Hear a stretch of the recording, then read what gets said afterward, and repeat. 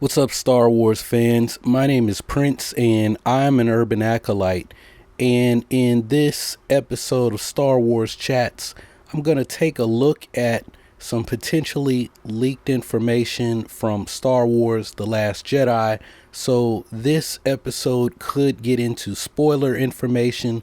So, if you want to go into The Last Jedi completely spoiler free, then you might not want to watch this video.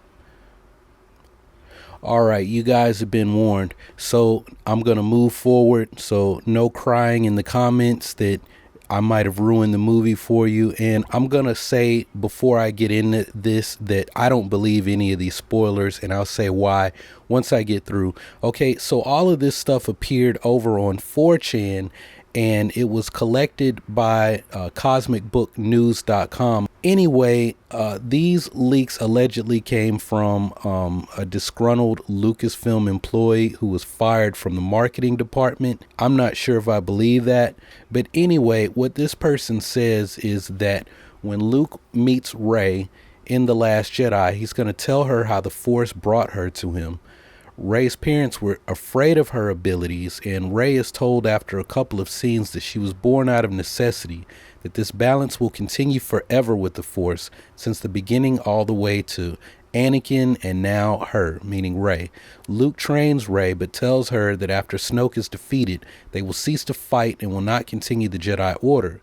Luke and Rey have a meditation scene together where she literally walks through a beam of light and she can control everything around her. She can change shapes and warp everything around her.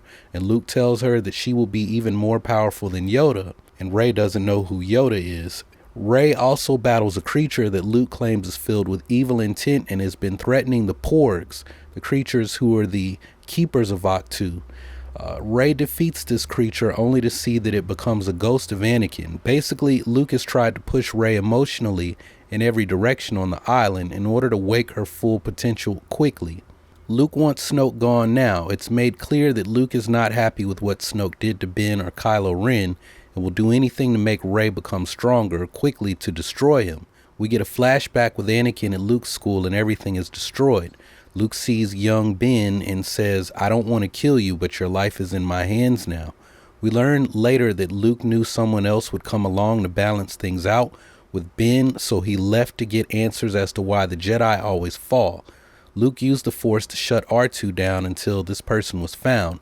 I'm cutting out a ton of details, but basically you find out that the Force is literally connected to everything, and even something like a droid can be aligned to it if it is willed. Rey confronts Luke about his feelings towards the Jedi, his abandonment of his friends and everything that's happened, and they don't come to an agreement. He speaks with Yoda and she meditates. Yoda admits Rey is right, that the Jedi of old were hopeful but arrogant and a dark side of the Force can't be the only future or something like that. Now there was something I thought I read where Yoda explains that Rey is like Anakin or something, but maybe I already went over that, being that there's always supposed to be someone of every generation who balances the Force. Now, I'm not sure about that. I think that the purpose of the Jedi as a whole was to bring balance to the Force, right? The Sith, there was the prophecy of Mortis, which turned into there will be one born purely by the will of the midichlorians to defeat the Sith. But what we find out, I mean, it's a non-canon book, but the Book of the Sith has Darth Plagueis say, give the entire prophecy of Mortis, that this person would be born who would go to Mortis and prevent the son and the daughter from becoming too powerful and basically ripping reality apart at its seams as they grew in power, right? And we saw that in the Mortis arcs, that the father was dying and the chosen one was to come and take the father's place. What Anakin did was, well, the daughter gave up her life force to save Ahsoka, and Anakin ended up having to kill the father and the son. And when you think about what that means as a whole, well, Anakin brought about the downfall of the Jedi, the representatives of the light side of the Force. But I mean, the Jedi, yes, we could argue that they were misguided. I'm one who stands firmly behind that argument. And George Lucas passed it on to Pablo Hidalgo and Dave Filoni that the Jedi didn't have a monopoly on the Force, not even a light side of the Force, and that their view wasn't necessarily the right view. Balance means that, you know, the galaxy has peace, that the light side does triumph over the dark because it's really the story of good versus evil. But like I keep reminding you, when it comes to Taoism, you can be too good to the point that extreme goodness leads to evil, right? That's what the yin yang symbol, it shows a relationship, the relationship of yin to yang, the relationship of good to evil. As long as you have that balance, you have Tao, you have the way, you have the force, the force in harmony, right? You have harmonious movement. But when things become unbalanced, that's so the Jedi, their purpose is to maintain balance. When they focus too much on, well, we're going to completely eradicate the dark side and we're going to eradicate the dark, we're going to ignore the dark side in ourselves and ignore the fact that we have become unbalanced, well, then you give rise to the dark side. You start to empower the dark side. Like Barris Ophi said, you become a servant of the dark side. So I don't agree with this. I feel like if we're supposed to be diving deeper into the philosophy, the origins of the Jedi, that this really doesn't make sense. And I mean, so either this is wrong, or Rian Johnson, dude, you need to go and like spend time studying Taoism. And for now, I'm gonna go with this is wrong. This isn't right. Additionally, Rey's parents were afraid of her abilities, so they abandoned her on Ahch-To. That doesn't make sense. I pulled a Rey identity theory completely out of my behind, right? I made it up while I was eating a popsicle, walking around in my front yard, watching the kids play across the street. And that video turned into, I think I said that the two kids from the Lost Stars book are Rey's parents. Sienna Ree is her mother or something like that. I added that part later, but I completely came up with a fan speculation that Rey's parents were in the process of looking for Luke Skywalker. He's out traversing the galaxy, digging up these relics and exploring these Jedi outposts and old temples on other planets. Something happens and Rey ends up getting left on Jakku. I said it would make sense if they were Thane Kyrell and Sienna Ree, because maybe they run into the First Order. They got to get out of there quickly because the First Order is pursuing them, right? As two people who've deserted the Empire, and stuff happened. Rey got left behind and they were unable to come back. Maybe they were killed, maybe they've been detained, or maybe they believe that Rey is dead, right? That the First Order was after us. We left our daughter, they got her, and they think she's dead. The same way Vader thought that Luke was dead. Well, he didn't even know Luke's name. He thought his kid died, right? So all of this stuff about Rey's parents and they were afraid of her. I'm not buying that. That doesn't make sense. To be honest, I mean, I'm not patting myself on the back, but what I just told you that I made up makes a whole lot of sense to me. I don't know. What do you guys think? I know some people want Rey's parents to be dark side Force users that Luke killed.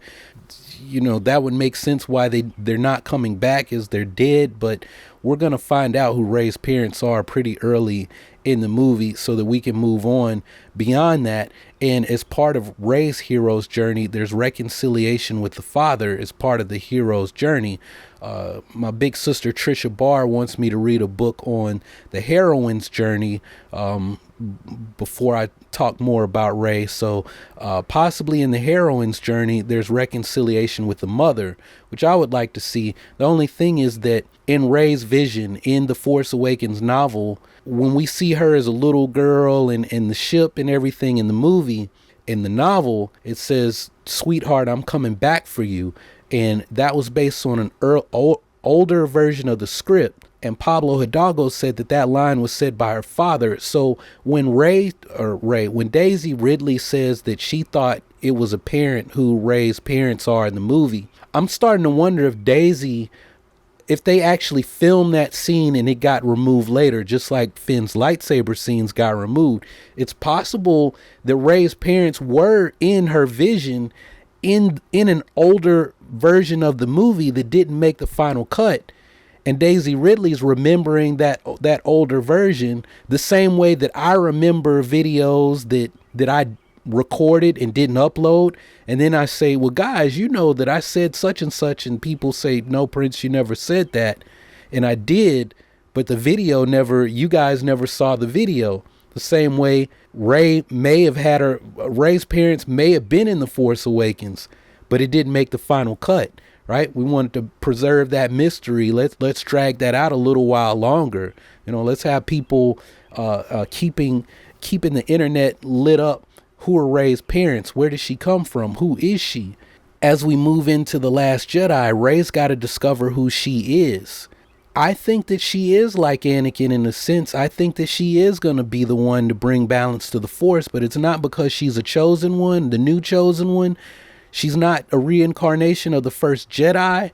She may have things in common. If there is some truth that there was a woman who originally founded the Jedi Order and brought everyone to Ahch-To, she may have some things in common. She could be a descendant, and that would be cool, right? That, hey man, you're a descendant of the very first Jedi. But Pablo Hidalgo's already said there's none of that reincarnation stuff is going to be here. I just don't think that's a thing in Star Wars, right? You have immortality. If they want to present reincarnation later on, that's fine, but right now it's not in the lore. And there's one chosen one prophecy. If you want to say that Rey is that Anakin didn't reach his full potential, I mean, you look at what the son and the daughter could do on Mortis, and if that was where Anakin was supposed to go by reaching his full potential, I can understand that. And if Rey is going to be like that, meaning someone born and we don't even know the rules on becoming a celestial, if that's where Rey is going, as Colin Trevorrow said, that Rey has a bigger meaning to the galaxy as a whole. Her connection to the Force is bigger than just the Jedi and the Sith. And Luke says there's so much more, right? I would understand that, and I would be okay with that if that's where they're going with Rey. Now, if you're one of those, Rey is a Mary Sue, I hate her, I hate Daisy Ridley, blah, blah, blah. Well, go outside, take a walk, get a life. If they decide that Rey is going to be a celestial, she'll be the new daughter or something like that. She'll go reside on Mortis, or she's some kind of goddess. I mean, nobody had a problem with it in Wonder Woman. If they want to do that with Star Wars, it's their property. They do what they want. And all I'm saying is just tell more stories. I want to see more lightsabers. That's my only thing. I want to see more lightsaber fights. So those are my thoughts on this alleged leak. There's more to this. There's one specifically that pertains to Snoke. I'm going to talk about that soon, but I want to finish reading Thrawn before I say anything else about Snoke, right? Because somebody told me days after I posted that video about maybe Snoke and Thrawn might have some connection. They said, well, when you finish reading Thrawn, you might actually be on the money. I read half the book the first 2 days it was out, and I had never picked it up since. So I need to finish that in the next couple of days. And then I'll comment on this information on Snoke about him being some kind of vampire that uses essence transfer. So stay tuned for that. But what are your thoughts on these alleged spoilers regarding Rey being the next chosen one, and that she's going to be more powerful than Anakin or Yoda or anyone else we've ever seen so far in Star Wars? So let me know your thoughts down below, and I'll be checking back to see what you all have to say. If you haven't subscribed already, go ahead and click on that subscribe button so that you can take your first steps towards becoming an urban acolyte. Make the commitment to becoming the hero of your own story and become a force for change in your community. Continue to support the channel. Check out some of the other videos I posted, and be sure to keep checking back for when I give that talk on Snoke coming up very soon. But that's all I got for this video. Thanks for watching. Y'all keep on breathing, and may the force of others be with you always.